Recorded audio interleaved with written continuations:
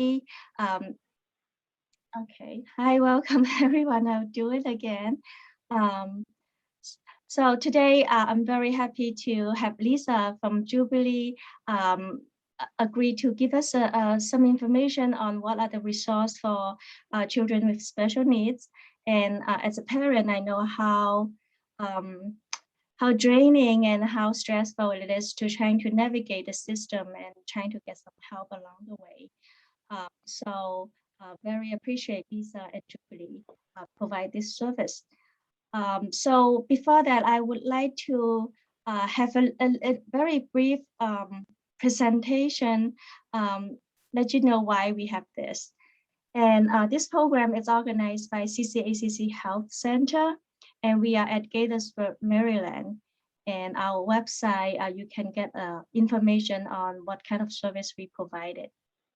So basically, we are trying to provide an integrated health and behavioral health service model. We try to be the one-stop shop for health and social service for our community member. And in our framework, we provide primary care, mental health, rehab, and some community health programs. We have a mental health 360 program. In this year, we focus on providing support for people with chronic condition.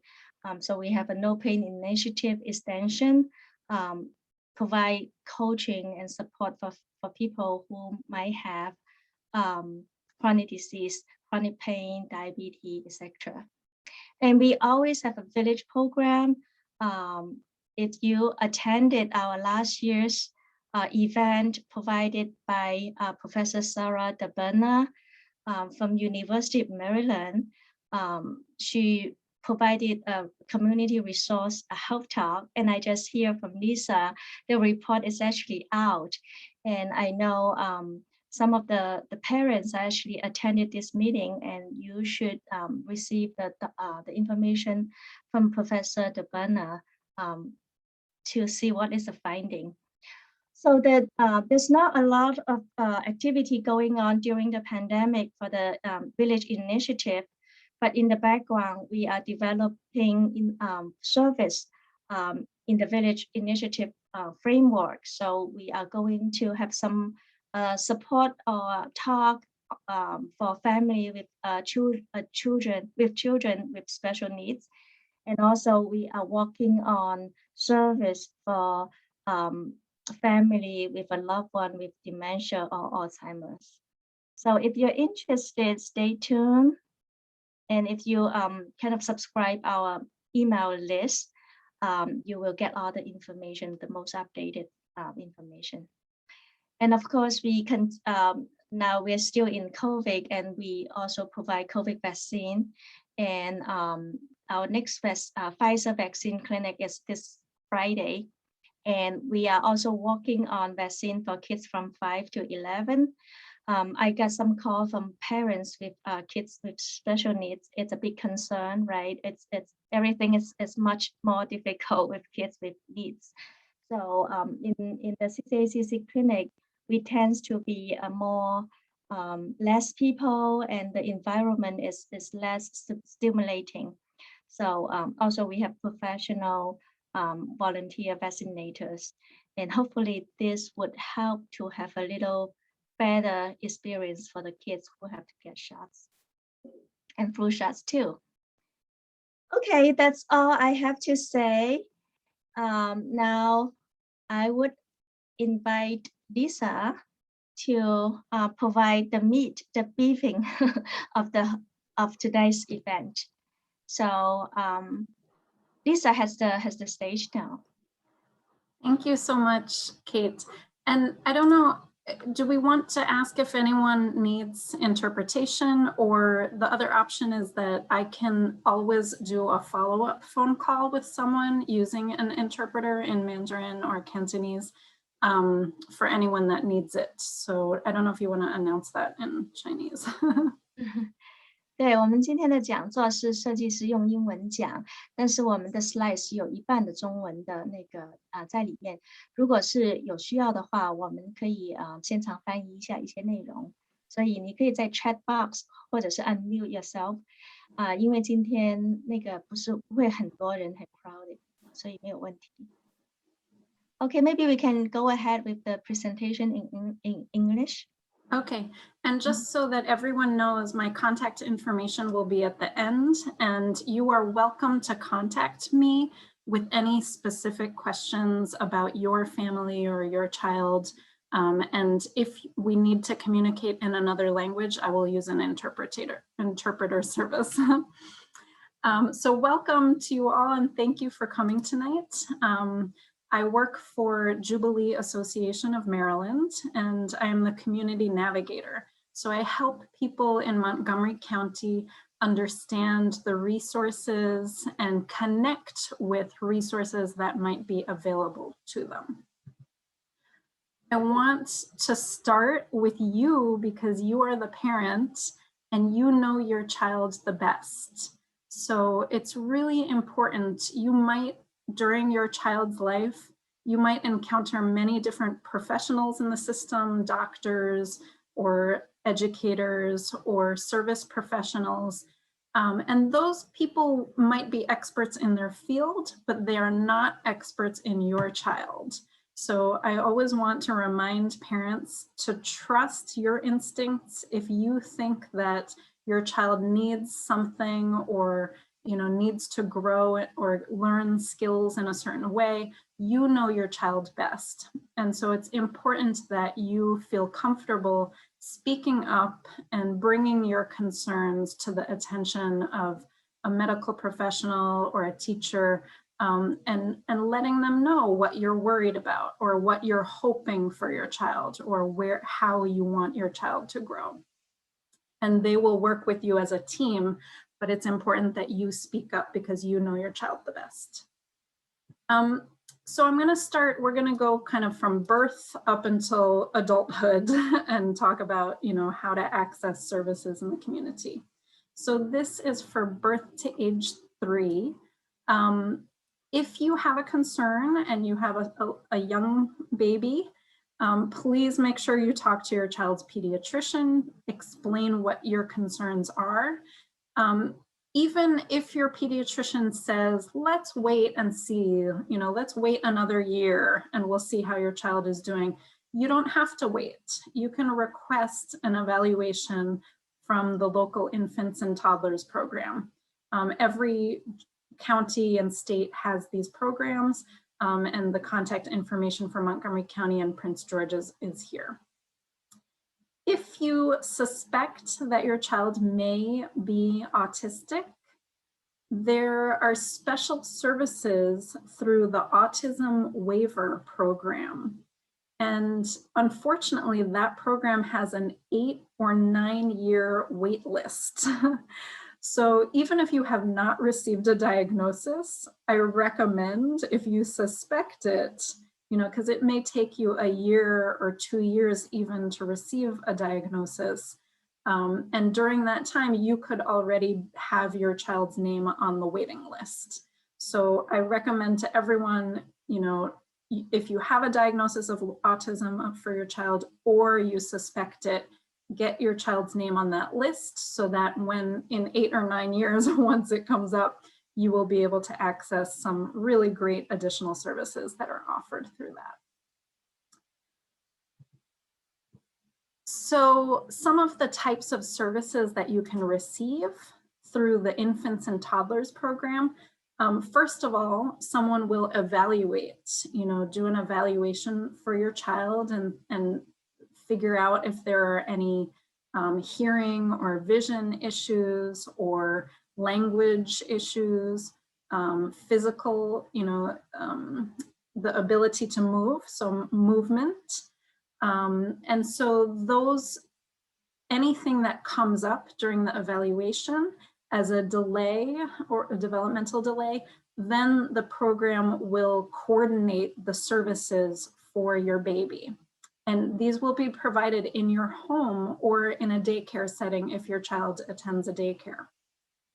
So things like speech and language therapy, occupational and physical therapy, audiology and visual services, and even social work or nursing if it's needed. I'm just going to pause here to see if anyone has any specific questions about babies, babies up to, you know, through until they turn 3. And feel free to unmute yourself or write in the chat. Yes, 所以大家可以分享一下你们的经验哈。那我 Lisa 是根本听不懂那些。Okay, so like I said, myself, it's parents, and I remember where we first diagnosed. It's actually in the pediatrician's office, right? My pediatrician was super good, and she just like have a regular kind of list of questions and then go through. And I remember 1 or 2 questions we didn't pass, and that's the whole story started. So pediatrician is absolutely a new. If you have a good one, it's actually absolutely a good resource. Yeah. Okay. Thank you. So thinking about slightly older children, again, for these children, many of whom might not have started school yet, if you have a child and you're concerned about, you know, their development, again, please talk to your child's pediatrician and bring up your concern. Or if your pediatrician is not recommending any evaluations, you still have the option to request an evaluation. And these evaluations are done through a group called Child Find. And again, you can find that in both Montgomery County or Prince George's County. And they will also do an evaluation. And if your child is found to have any kind of developmental delays, they will then connect you with the services that are available. And again, if autism is suspected or if you have a diagnosis for your child of autism, please make sure that you call to add your child to the autism waiver registry, which is a wait list for services that they can receive later on. The services that are available for children ages 3 until kindergarten are the special education preschool programs. So in Montgomery County, it's called the PEP program. And so that's like a special education program for children ages 3 and 4. And then in-home therapies or out-of-home therapies might be available depending on your child's health insurance coverage. So it's always important if you have a diagnosis or you know what the developmental delay is to call your health insurance and ask what are the benefits available for any type of therapies, speech therapy, ABA therapy, or any other therapies that your child may need. In addition, Montgomery County has special funding for a program that's run through the Department of Health and Human Services called the My Turn program. And mostly the My Turn program is to provide information to parents of children who have a developmental delay or a developmental disability. And they also provide referral to services that might be available, but they are also able to provide camp funding, summer camp funding for special camp programs for children that have developmental delays or disabilities. So, and they work with families with children's ages 3 to 13. So that is a resource to you. And you may be able to get free camp funding for special therapeutic camps through the My Turn program. There's some operated like at Imagination Stage. There might be some available with horseback riding. You know, there's all sorts of different camps that they will know and be able to help you connect with them. Okay, Lisa, quick question. Mm-hmm. So I know you are happy to share the slides, right? Yes. And so this like with the blue kind of print, there's a link to yes. it? Okay. Yeah. Okay, great. So the My Turn program. Another question is that, is there an income level that they require for the My Turn program? So I don't believe there is for this one. I would have to I recall that they Check. said no, but yeah, Okay. I'm not completely sure. All right. I believe it's special funding from the county that is able to pay for those. And it's possible that they may run out of funding. So you have to apply, I believe, in February or March. So you would contact them in maybe February and make sure, you know, they're gonna get you set up with the application or whatever is needed to get access to that. And okay, so the next page, we're going to be thinking about school-aged children. And again, what to do if you have a concern. Again, talk to your child's pediatrician. You know your child best. So even if your pediatrician may not see the concern, you should bring it up and make sure you talk about it. And then if your child will be in school, enrolled in school at this time, and in that case, you can make a written request to the school to ask for an evaluation for special education services. Please do make sure that it's a written request, because the school has an obligation to follow up on that request within a certain time frame. So there's information on MCPS's website about, you know, the specific time frame in which they need to convene a team meeting, make a determination about whether they will do an evaluation and do testing for the child, and then a certain amount of time before they need to come up with any recommendations or a plan. So if your child is found eligible for special education services, they will create an individualized education plan with you. You know, you are part of that team, and you would talk to the team together to determine what are the goals for your child, the services that will be provided to them, you know, maybe speech therapy or physical therapy, occupational therapy, or additional services might be needed. And so you would be part of that team to determine what the plan is, and you'll review that plan every year. For some children, it might not be necessary for them to have an individualized education plan, which is called an IEP, but they might need some other types of accommodations. So they might have what is called a 504 plan.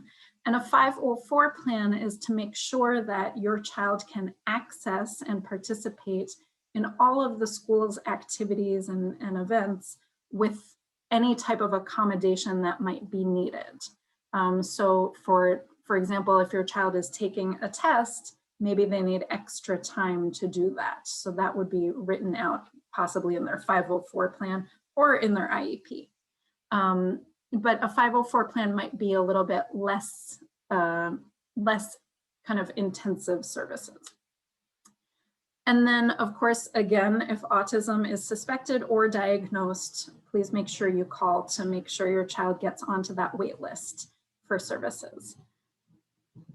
The services that are available, as I mentioned, were the IEP, which is providing special education services, is the plan for your child, or the 504 plan. For a child that has an IEP, you will meet as a team every year, every year to review that IEP and make new goals. Your child will have developed more each year. And so you'll come up with new goals. If before that 1 year passes, you are not happy with the services that your child is getting in school or not happy with the progress that your child is making, you have the right to request that the team meet earlier before a year has passed.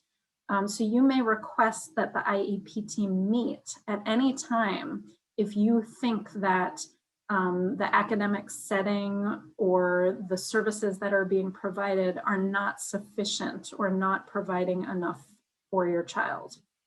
Again, you know your child best. So, speak up if you have a concern or you have a worry, call that team together and bring up your concern, and they'll talk, you'll talk about it together and see what the options are.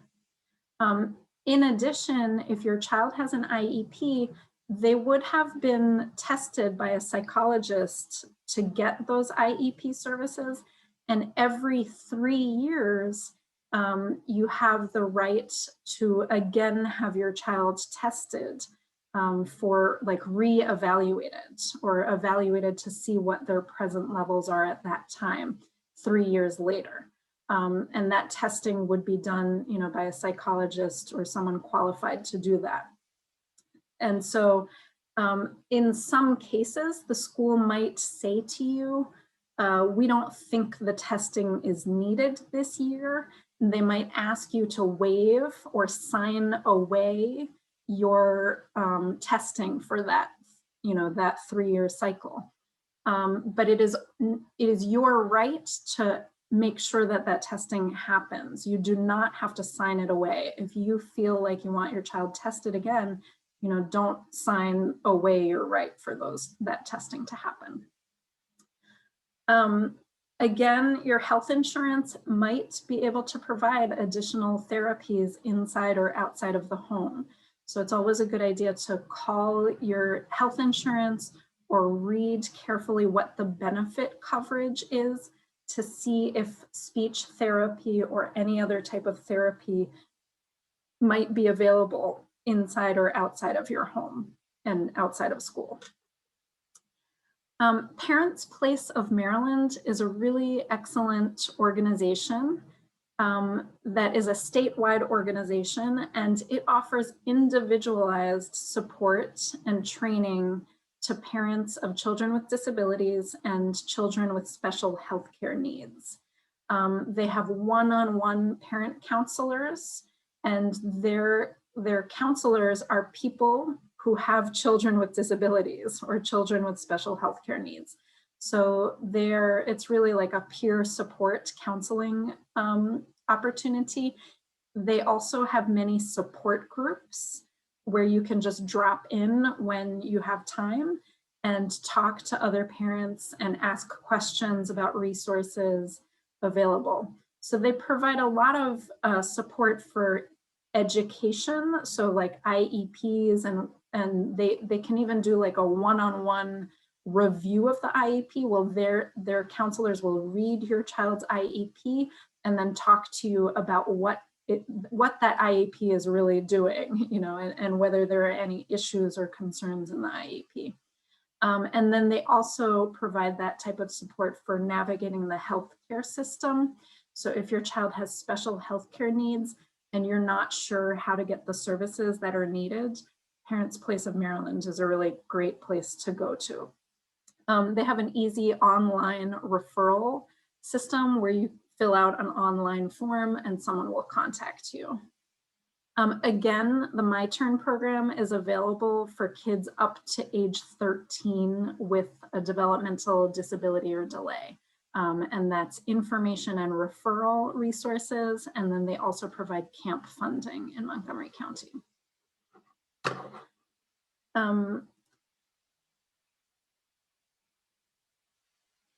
Kate, will you let me know if any questions come up in the chat as well?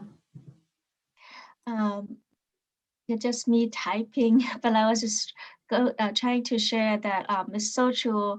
Every year, the school, when we have IEP meeting, the school imply that, oh, your kids are doing well, you don't need a psychological test. Or that's the tendency. They kind of like want to waive that. But I do want to stress that it's really your right and your kids, your child's right to have a testing every 3 years. Yes. And sometimes if your insurance pay for it or allow, I think it doesn't hurt to have another set of testing outside of the school system. So just help us to know where they are, right? We need that information. Yeah. Yeah. Thank you. Okay, and I just want to very quickly, if you have question， 如果你有问题哈，可以用中文打刚好我今天那个电脑打不出来英文打不出来中文，所以你有问题用中文提问的话也是欢迎的，没有问题。Okay.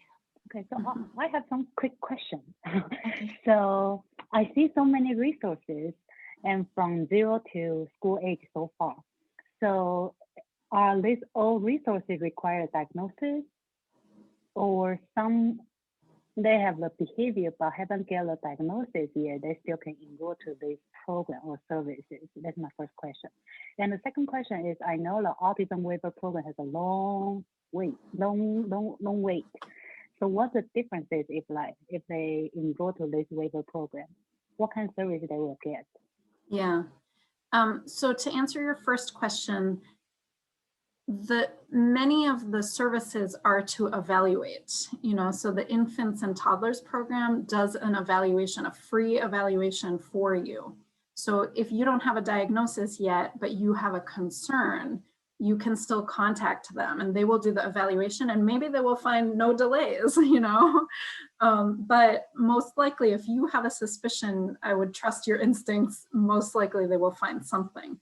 So that's a free evaluation, and the same for child find. So for the ages 3 to 5, that's a free evaluation. You might not have a diagnosis yet, but that's a way for to receive that evaluation, comprehensive evaluation, and find out if there is any type of delay.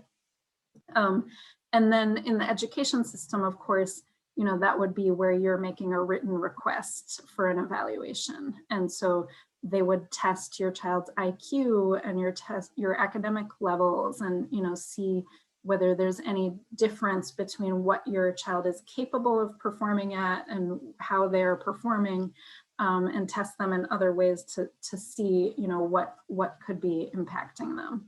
And then they will determine whether they're eligible for special education services based on that.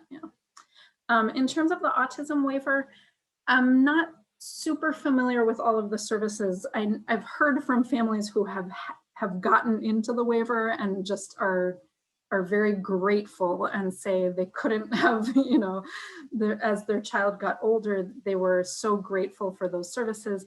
They can be in-home support. So there could be someone who even comes into the home to support your family and your child while they're at home, with any kind of daily activities that they have. And there can be therapeutic supports as well, and respite services, which are to allow the caregiver to have a break, kind of coordination services to help you connect to any other resources that might be available.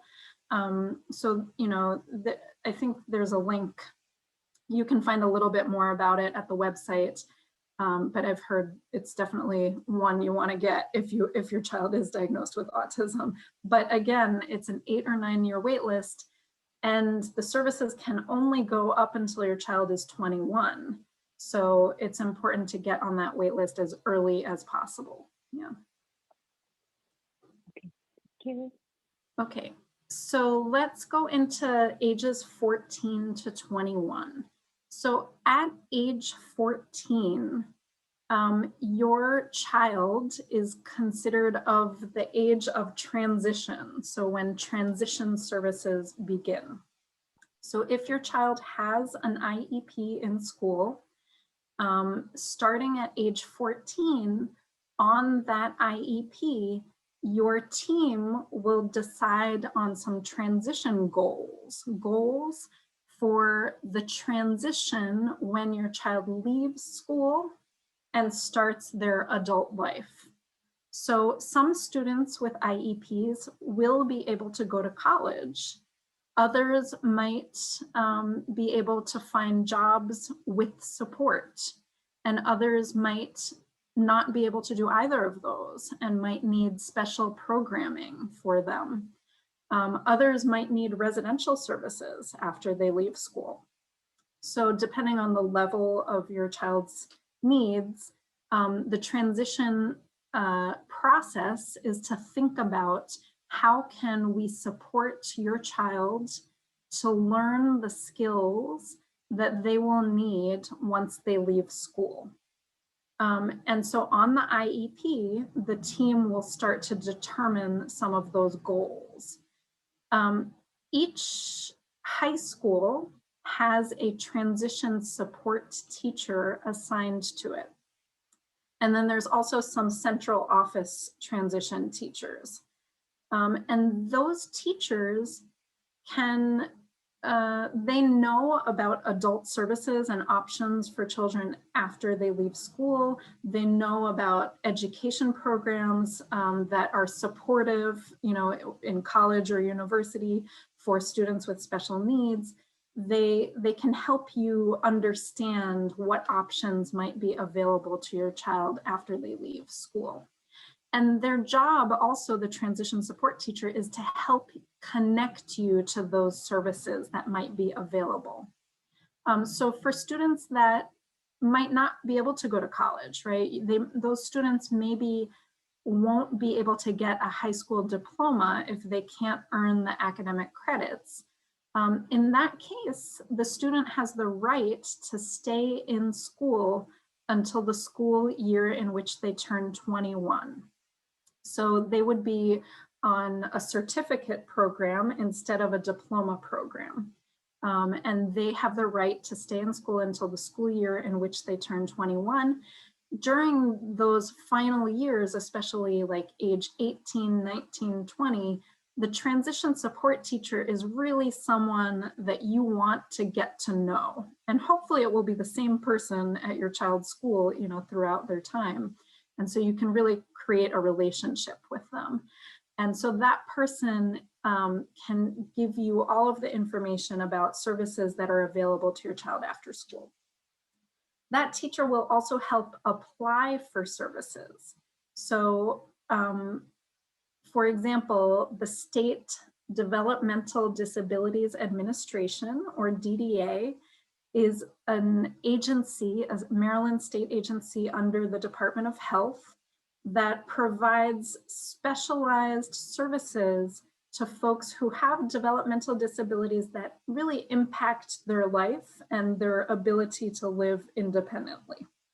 And so the transition teacher, or the TST, will help with the application process, which actually you can apply to DDA at any age. You can apply to them right now if you want to, if you think that your child may need those supports at some point.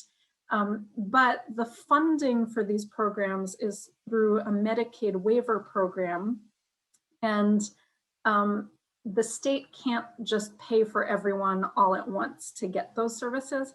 So they are prioritizing paying for service for kids when they leave school at that age of 21. So the DDA normally would be able to start providing services after your child leaves school after 21. If your child is not impacted to the point where they will need DDA services, there might be other services available to them. So the Division of Rehabilitation Services, or DOORS, is an agency under the Maryland State Department of Education, and they provide employment supports, both for students that are in school, and that program is listed here. It's called Pre-Employment Transition Services, as well as for students after they graduate or leave school. And those are called vocational rehabilitation services. So DOORS is another agency that can provide services to your child either in school or out of school at high school level or up.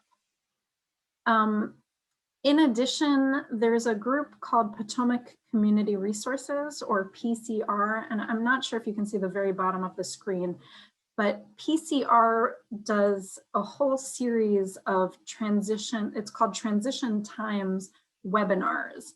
And currently they're webinars. I think they used to be in person before the pandemic, but they've recorded them and the link is there. So if you do have a high school aged child, I highly recommend that you check out that link and watch some of the webinars that might be appropriate, you know, depending on your kid's needs. Yes, okay. I think that was it. There is a bit of a challenge sometimes for families as students age out of the education system, because school And education is considered a right for the child, and that students are entitled to receive those special education services, meaning the county or the state cannot deny you those services for your child. But once your child is an adult, there's no more entitlement, there's no more right. So all of the services that are provided to adults with disabilities are based on eligibility and funding and capacity. So this can be sometimes a disappointment to parents, you know, that maybe the ideal program that they're hoping for their adult child might actually not be something that they are eligible for, or that they can find a service that has the capacity to provide that service, or the funding might not be available. So that's why this transition period of age 14 to 21 is really important, to be preparing for that adult life, so that you're making sure that you're taking all of the steps to be eligible for service, to make sure that you get access to the funding for services, and that you're finding a service provider that has the capacity. So it can be a lot of work when the child is 19, 20, 21, for the parent to really start getting ready and preparing for that process. Your transition teacher is really going to be your resource. And then if you're found eligible for DOORS or DDA, you'll also be assigned either a coordinator or a counselor. And those people also are going to be very important to help you get access to the services as an adult. Okay. So Lisa, is this the last slide? I think I have a couple of more. Are we short on time? Okay. Okay. No Yeah. no problem. No worry about the time. I just wondering, because I mean, in my day job, I sometimes just get call from the community for an adult child, not really child, young adult who really didn't keep their record well along the way, or didn't have a great IEP, and all of a sudden they're 25 and they don't have a job, they don't have any arrangement. Yeah. So yeah, so I think it's important, yeah, to know I'm that glad that you mentioned that, because a lot of these eligibility programs are always going to ask for your child's last IEP. So it's really important to keep those records, and especially of those like psychological assessments or any evaluations that were done that the school is going to provide you for free. You know, make sure you keep those records, because they could be very valuable later on, you know, as your child is older. To help prove that they're eligible, they should be eligible for services. Yes. And it can be very expensive to get those evaluations later on. So there are some additional services that are available to children and to adults. In Montgomery County, we have a lot of funding available for respite coordination. And respite, I mentioned earlier briefly, is kind of like to provide a break for the caregiver, or a rest from caregiving, because we know it can be very stressful to always, you know, being taking care of someone. So the ARC of Montgomery County coordinates that process. So to receive those services, which can be for free, not during the pandemic, they do look at your income and they're able to provide it for free depending on, you know, income guidelines, but those income guidelines have been waived during the pandemic. So the link will bring you to the site at the ARC of Montgomery County, where they will explain the application process. And once your application is approved, the ARC will help you find a service that is appropriate for your child. It could be a therapeutic camp that you send your child to, or it can be a service in your home, where someone comes into your home to take care of your child while you go out and, you know, do something that you need to do or want to do. In addition, for children or adults that have developmental disabilities, but they do not receive DDA services, the DDA offers what's called low intensity support services. And it's an annual lottery program for up to $2,000 to pay for supports or services, therapy, education, camps, technology, anything that you feel like your child needs because of their disability. You can enter into this lottery for funding. They will ask you for some documentation of the disability. Disability Rights Maryland is a state organization that is a legal organization. So if you feel that your child has been discriminated against because of their disability in the school system or anywhere else, eventually in employment or in other scenarios, you can seek legal support and help from Disability Rights Maryland. In addition, we want everyone in the community to be able to advocate for themselves and for their community. And so the ARC of Maryland provides trainings, free trainings, to teach you how to become a good advocate for your child. And it's a really great way to just learn a lot and then connect with many other families who are going through similar things as you. And then if your child has care for kids or is uninsured, there is a Maryland state program, medical services program, that can provide health care for children with disabilities or special health care needs. So I provided the link there. And then for people that have children with specific conditions, there may be organizations in the county or in the state that can provide resources. Particularly, these organizations tend to have support groups. So they're offering a virtual option to meet with other parents. Sometimes they bring in an expert to kind of talk to the parents first, and then there's a discussion. But there's all sorts of other resources that these organizations have. So I recommend that you click on those links if your child falls under one of these categories. And of course, the behavioral health organizations, many different children have behavioral health concerns. And so those are some resources for you as well. In terms of government benefits, your child, depending on your income, if your child is under 18, your child might be able to get the Social Security Administration's supplemental security income, which is a monthly cash benefit. Your child would have to be a citizen. I think there are some immigrants that may qualify, but usually a citizen for citizens. And then in Medicaid programs, if your child needs extra health supports, there's a program called Community First Choice Program.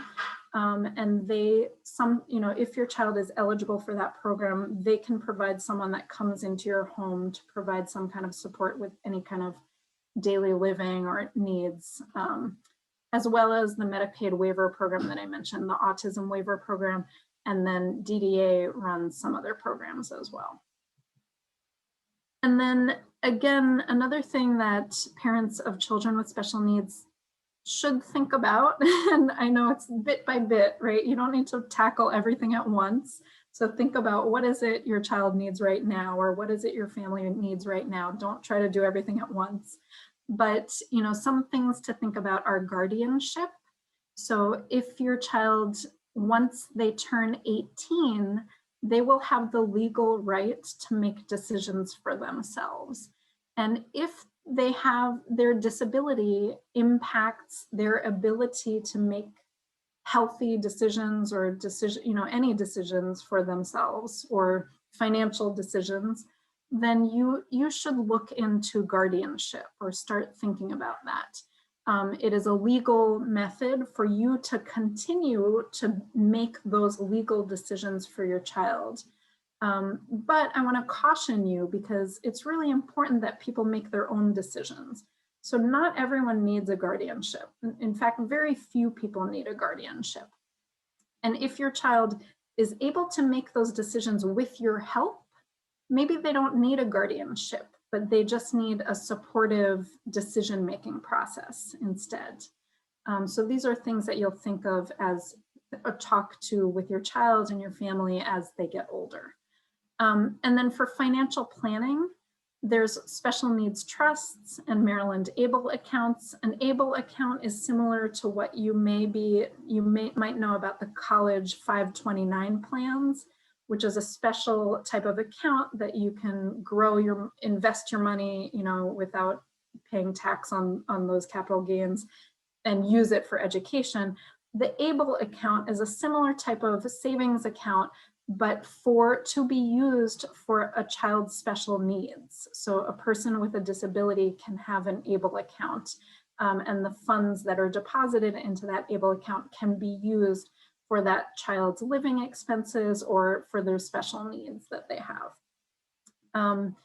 And then if you have any concerns about how accessing benefits could affect your immigration status, I also provided some resources here as well. I am also available to talk to you one-on-one to explain how that works, because it's a little bit complicated even if you read those documents.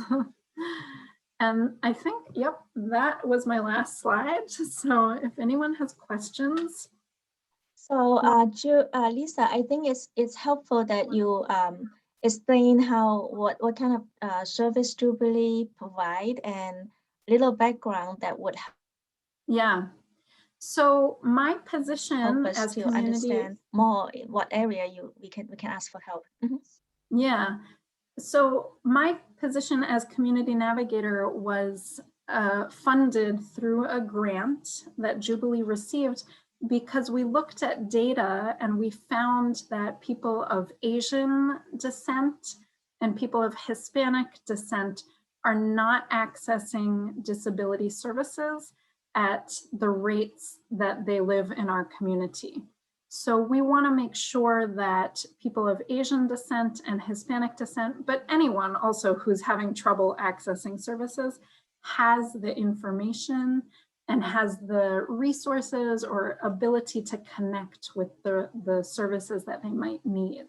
So I am available to you to work one-on-one and help you understand the services, talk to you about your family's situation, and help you connect to those services. So please feel free to contact me at any time.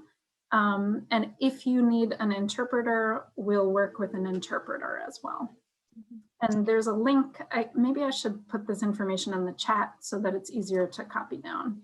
But how should we send out the PowerPoint? Are you gonna have a... So if you don't mind, I would just send out the PowerPoint to whoever I have a connection. I know they kind of participate in our past event in terms of getting the resource. So that would be the original. I don't know whether you would mind. That's fine, that's fine. Okay, because normally presenter would only allow us to do the PDF, right? But then PDF, you cannot access to the link. Yeah, that's okay. Yes. Okay, so I will make sure I'll send that. The latest would be by tomorrow. And I actually have another question to ask is that lately, another question asked is that, do you know any resource that can accompany parents to go to the community, to go to the IEP meeting as an advocate?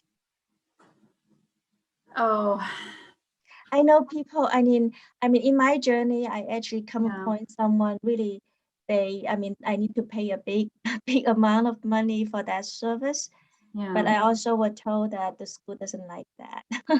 So yeah, so there are advocates that, yes, like professionals, that kind of consultants that work with folks. I don't know of any free options. I would actually consider it myself, depending on what the situation is. I have attended school meetings So I would be willing to, you know,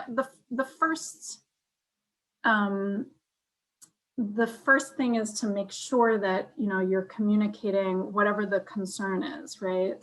To make sure that the teachers or the team are aware of what your concern is. But if it's helpful to have someone at the meeting, yes, you should invite someone.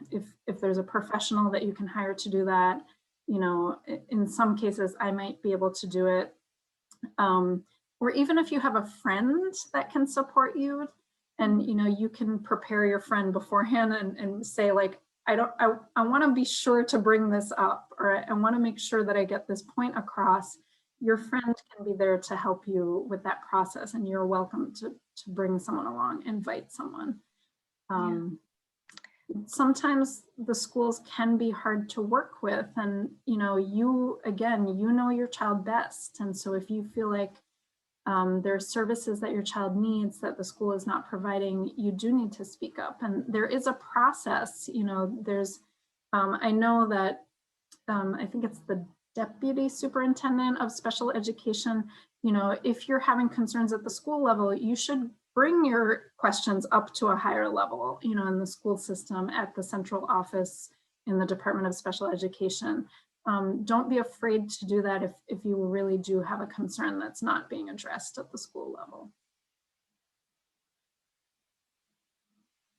Oh, you're on mute, Kate. Okay, so I think this is a very informative presentation. I mean, even for me, I've been in the journey for 10 years now, so still a lot of new information for me.